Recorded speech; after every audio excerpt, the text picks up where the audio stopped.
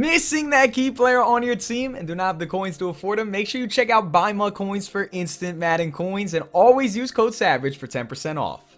Yo guys, what's going on? It's Savage here. Welcome back to another Madden 19 Ultimate Team video. And today, fellas, we are going to be going over what was my best month ever for Weekend League since it became a thing back in the beginning of Madden 18. Because in the month of December, we finished with a record of 122 wins and only 3 losses.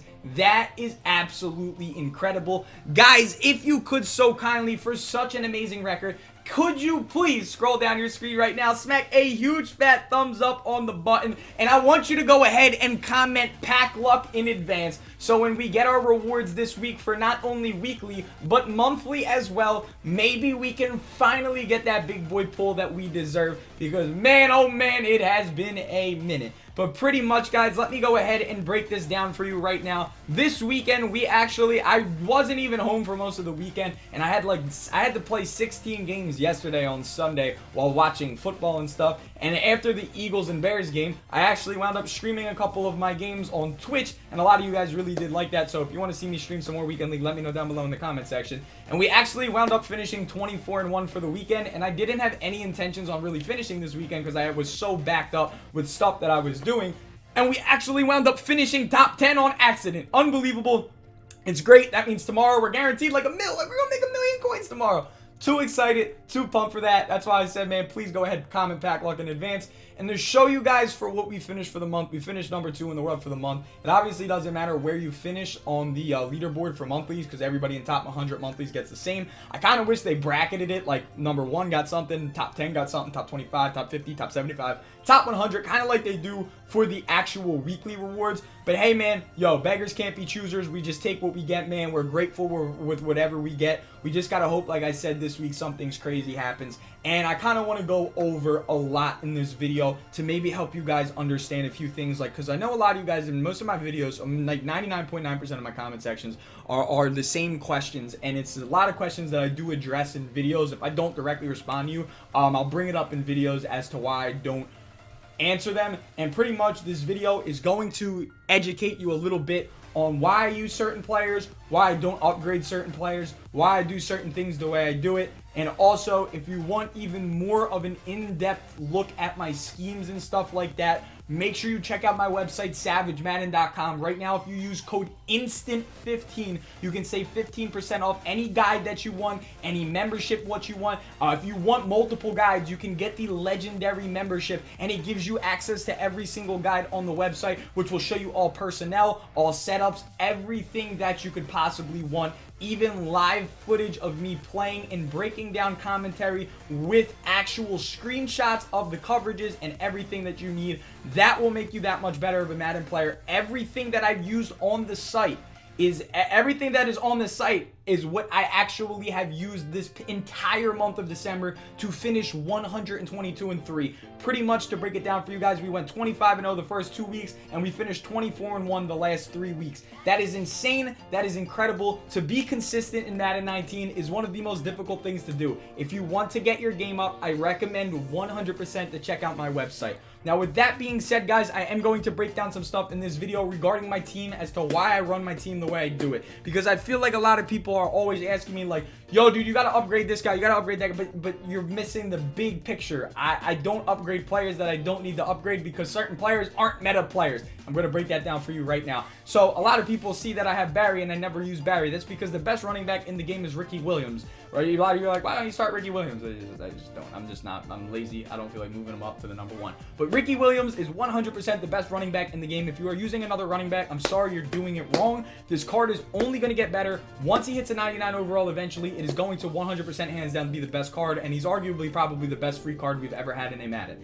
So with that being said, that is who I 100% would recommend at running back. At quarterback, if you're using anybody other than Michael Vick, you are doing it wrong. Michael Vick, yes, I know he's short. Yes, he does miss low balls. Yes, Gunslinger is a little glitchy. I understand that.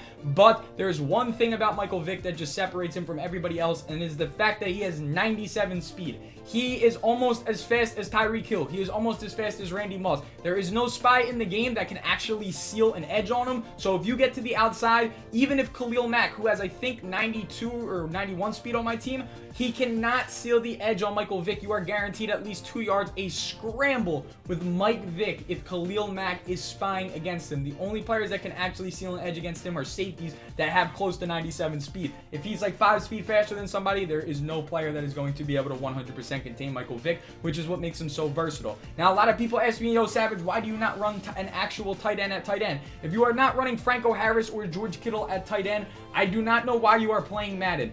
George Kittle and Franco Harris are so fast. They both have the height. They both have the frame. The reason I prefer Franco, though, is he's a bit better at blocking than George Kittle.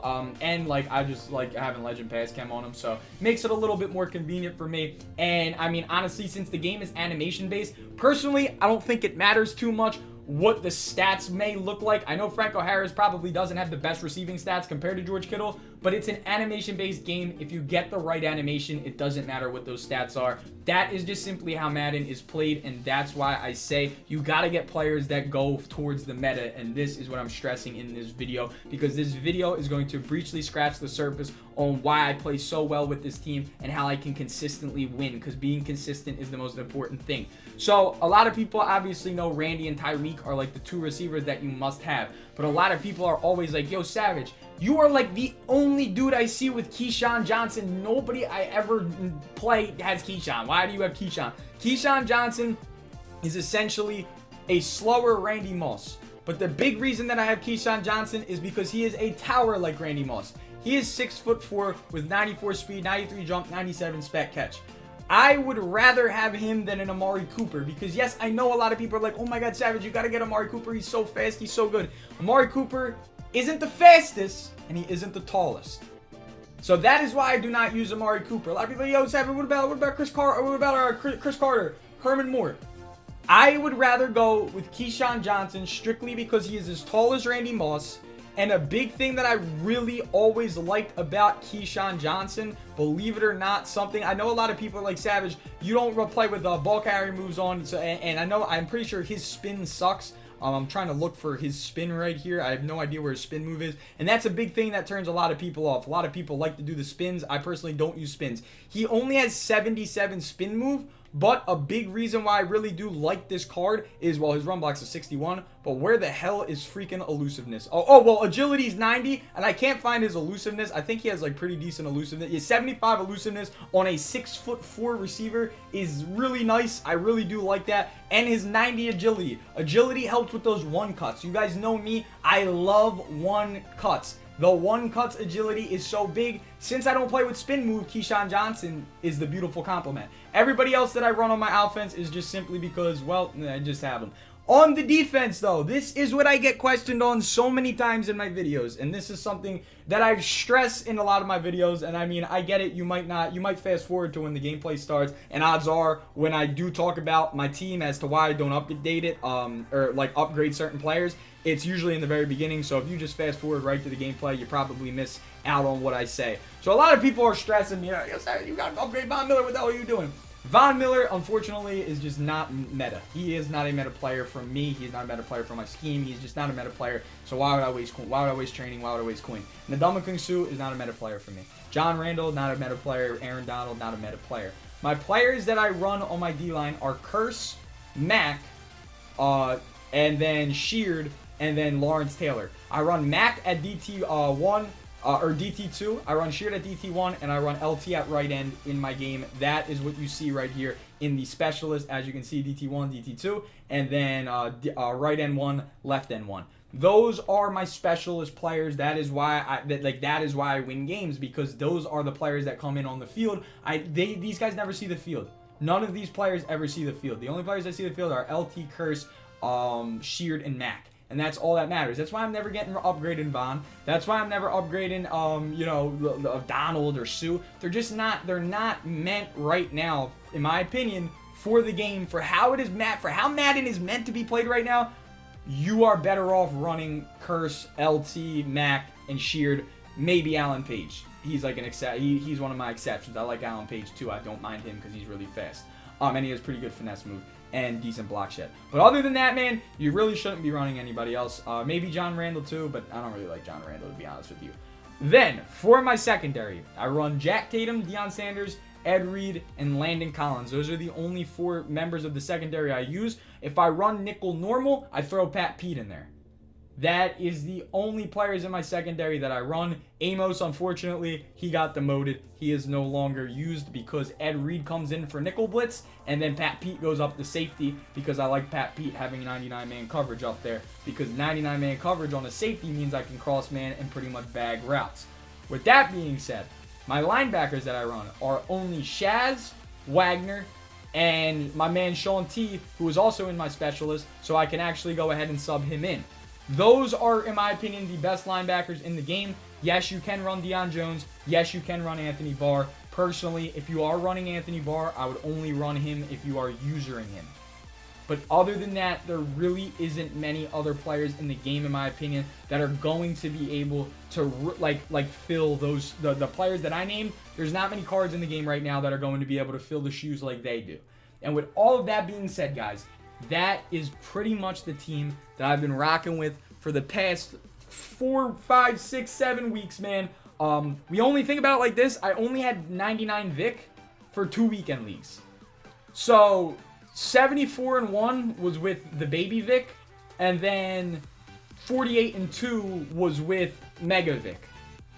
That is what we've been doing, man. I've been running my schemes all on SavageMadden.com with this personnel, doing my thing. And that's it, guys. I hope this video might shed some light on you as to what to do with your team and really kind of show you how I play so consistent, why I play so consistent, where I play players. Maybe that'll help you. Maybe you are playing players at the wrong spots, but I promise you, you take a little bit of time, fix your depth chart, fix all of that. Yo, with whatever scheme you're rocking with, whether it's something from my website, whether it's something that you got from another YouTuber, guess what? Maybe the personnel is what you needed to shift with. But yo, like I said, I definitely wanted to scratch the surface with you guys and kind of break down what I've been doing, why I use certain players, and overall, what made me so consistent this month was just playing with the same team, doing the same things, and just being a GOAT with it. I hope that this video maybe educated you a little bit with personnel and players. And yeah, guys, that's all I got for you. Have a wonderful rest of your night. Good luck in this upcoming weekend league. It is an open one. So I hope I catch some of you guys on the sticks. Have a wonderful rest of your night.